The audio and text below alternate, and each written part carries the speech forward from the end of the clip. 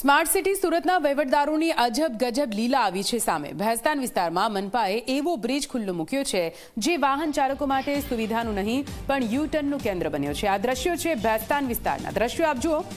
કરોડોના ખર્ચે બનેલો આ બ્રિજ માત્ર શોભાના ગાંઠિયા સમાન બની ગયો છે, કેમ કે મહાનગરપાલિકાએ 600 મીટર લાંબો બ્રિજ તૈયાર કરી દીધો, પણ આગળ રેલવે ઓવરબ્રિજનું કામ હજુ અધૂરું છે અને તેના કારણે આગળ જવા માટે કનેક્ટિવિટી જ નથી મળી રહી।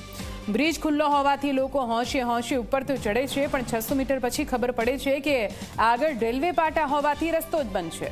પરિણામે લોકોએ ત્યાંથી પરત ફરવું પડે છે। માત્ર 10 મીટરના અંતરે રેલવેનો બ્રિજ હજુ નિર્માણ હેઠળ છે, ત્યારે સ્થાનિકોનો આરોપ છે કે આ સફેદ હાથી જેવો બ્રિજ કરોડો રૂપિયાના ખર્ચે પછી પણ સ્થિતિ એની એ જ છે કે લોકોએ સાયકલ ઊંચકીને ફાટક ક્રોસ કરવો પડે છે।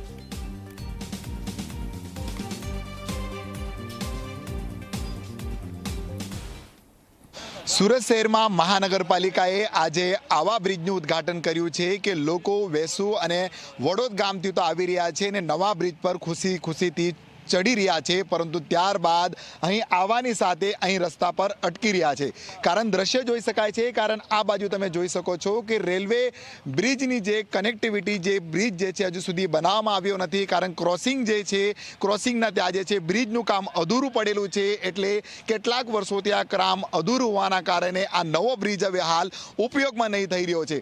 દ્રશ્યમાં જોઈ શકાય છે એકલ દુકલ ગાડી આવી રહી છે, પરંતુ આગળ ક્યાંક ને ક્યાંક આ બ્રિજ ન હોવાના કારણે રેલવે ક્રોસિંગ પાર કરી શકાય તેમ નથી। કારણ આ દ્રશ્ય જોઈ શકાય છે, અહીંથી તો લોકો નવસારી, સચિન, ભેસ્તાન, રિંગ રોડ જઈ શકશે, પરંતુ જવા માટે પણ અહીં વાહનો નથી જોવા મળતા। કારણ ડિંડોલી લિંબાયતથી જો કોઈ વાહન ચાલકો આવશે ત્યારે જ આવી શકશે જ્યારે અધૂરો બ્રિજ પૂરો બનશે। હાલ દ્રશ્યમાં જોઈ શકાય છે કે વાહન ચાલકો પરત ફરીને યુ ટર્ન મારીને જઈ રહ્યા છે, કારણ આ રસ્તો જે છે ઉપયોગમાં થઈ શકે એ સ્થિતિ નથી। હાલ આપણે અહીં કેટલાક સ્થાનિકો પણ છે, કારણ જ્યારે બ્રિજ બનતો હતો ખુશી જોવા મળતી હતી, પરંતુ अधूरा एक ब्रिज पूरा थी एनु उद्घाटन थी गयु ने अधूरा ब्रिज नु काम अधूरू ज हजू। बताइए आप क्या स्थिति देखने के लिए मिल रही है अभी यहाँ पे आपको? बहुत अच्छा है, भगवती के लिए बहुत अच्छा है। यानी अब जो आगे ब्रिज जो बनानी है डिंडोली लिंबायत कैसे जा पाओगे? डिंडोली लिंबायत नहीं जा पाएंगे इधर से। हाँ बताइए, आप बताइए कि क्या मांगे? का बन जाए तो बहुत शॉर्टकट भी पड़ता है और बाकी सुविधा भी हो जाए, नहीं तो घूम के आना पड़ता 3-4 किलोमीटर। बाकी सब बढ़िया है। तो अभी फिलहाल ये ब्रिज का कहीं ना उपयोग भी नहीं दिखाई दे रहा है। नहीं, अभी तक तो आज किया है, उपयोग कोई नहीं हो रहा है। आगे बंद है तो उपयोग कहाँ से होगा? खाली ये भगवती सोसाइटी का ही है, आगे का पूरा बंद है, तो बढ़ेगा तो यूज होगा। बिल्कुल थी, कारण ब्रिज बनसे આગળનો જે રેલવે ક્રોસિંગ બ્રિજ છે એ બનશે તો જ ત્યાંથી વાહનો આવશે અને અહીંથી વાહનો એ બાજુ પ્રસાર થશે। હાલ જોઈ શકાય છે કે એકલ દુકલ વાહન આવી રહ્યા છે, પરંતુ આગળ ક્યાંક ને ક્યાંક બ્રિજ જ નથી, એટલે વાહન ચાલકો જે છે પાછા યુ ટર્ન મારીને જાય એ સ્થિતિ જોવા મળી। આપણે એકાદ વાહન ચાલક જોડે વાત કરવાના આપણે પ્રયાસ કરીશું।